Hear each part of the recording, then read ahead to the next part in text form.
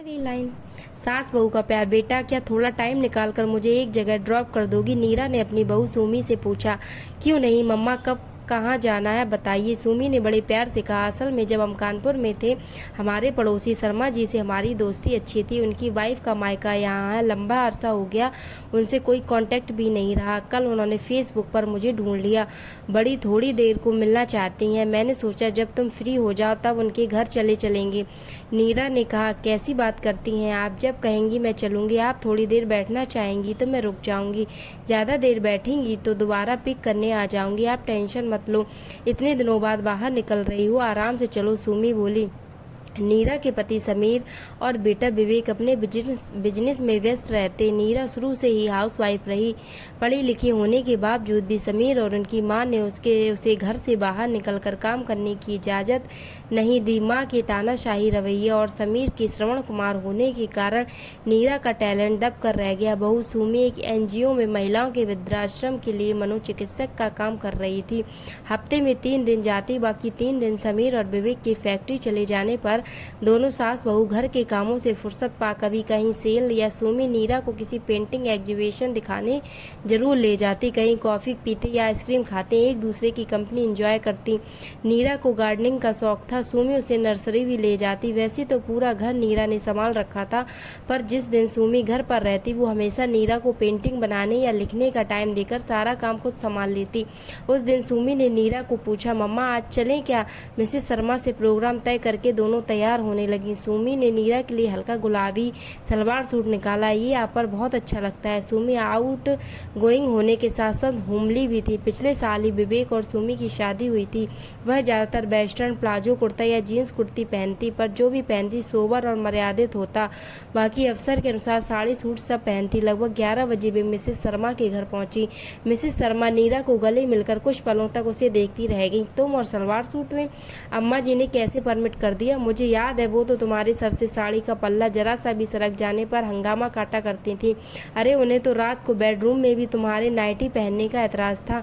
नीरा ने बताया, अम्मा जी 3 साल पहले गुजर गई। मिसेस शर्मा लंबी सांस लेते हुए बोली, चलो भगवान उनकी आत्मा को शांति दे, पर जो जुल्म वो तुम पर करती थी 4 साल हमने भी देखे थे।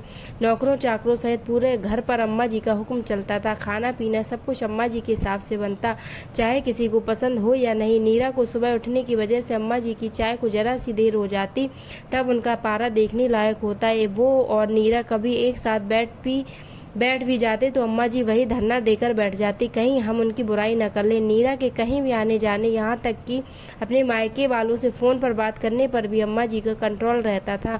नीरा के हर काम में नुक्स निकालना उनकी आदत था। बाहर वालों के सामने भी नीरा को नीचा दिखाने में उन्हें कोई संकोच नहीं होता था। जितना एडजस्टमेंट तुमने अम्मा जी के साथ किया उतना तो कोई भी नहीं कर सकता था। अगर नीरा के ससुर जिंदा होते शायद वो भी इतने खुर्राट ना होते।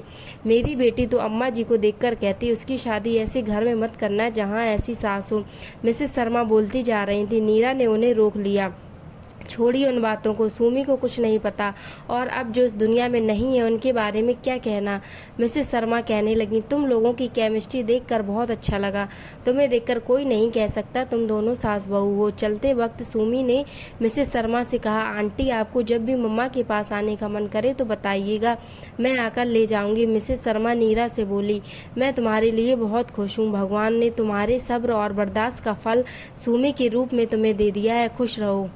घर आकर सुमी नीरा और अम्मा जी के रिश्ते के बारे में ही सोचती रही। शाम को सुमी ने नीरा से कहा, मम्मा ये बताइए, आपने मुझे तो कभी सर ढकने के लिए नहीं कहा। सर ढकने को छोड़े, आप तो हर हफ्ते मेरे सर पे मालिश करती हैं। मुझे कभी देर से उठने के लिए नहीं टोका। मैं कुछ भी पहनूं, कहीं जाऊं, कुछ भी खाऊं, कुछ भी करूं, आप कभी कुछ नहीं कहती। मेरी किसी गलती पर भी आप रिएक्ट नहीं करती। मेरी सारी फ्रेंड्स मुझसे ज़्यादा आपको पसंद करती हैं।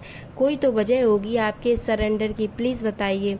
नीरा ने सुमी के आगे अपना दिल खोल दिया। तुम्हारे आने से पहले ही मैंने तय कर लिया था, जिन मुश्किलों से मुझे गुजरना पड़ा था तुम पर उसकी परछाई भी नहीं पड़ने दूंगी। जो लड़की अपना सब कुछ छोड़कर आई हो है उसे खुले दिल से अपनाऊंगी। ये घर और सब लोग उसके अपने हैं ये एहसास करवाऊंगी। उसे टाइम और स्पेस दूंगी। मेरी वजह से मेरे बेटे बहू का दिल कभी ना दुखे। यह है प्रॉमिस की थी मैंने खुद से। अम्मा जी की वजह से ही मुझे एडजस्टमेंट करना आया। बड़ों द्वारा की गई गलतियों से अगली पीढ़ी सबक ले, अपनी सास द्वारा किए गए जुर्मों का बदला वो बहू से न ले। यह सोच बहुत गलत है।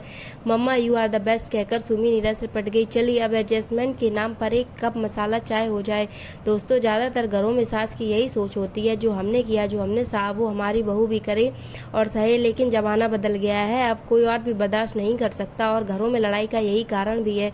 अगर हम भी यह सोच रखें कि जो हमने सहा है वो हमारी बहू को ना सहना पड़े तो और उसे भी प्यार दें, तो कई घरों की कहानी नीरा के घर की तरह हो सकती है। दोस्तों, कैसा लगे वीडियो हमें कमेंट सेक्शन में बताएं। ऐसी वीडियोज़ के लिए इस चैनल को सब्सक्राइब करें।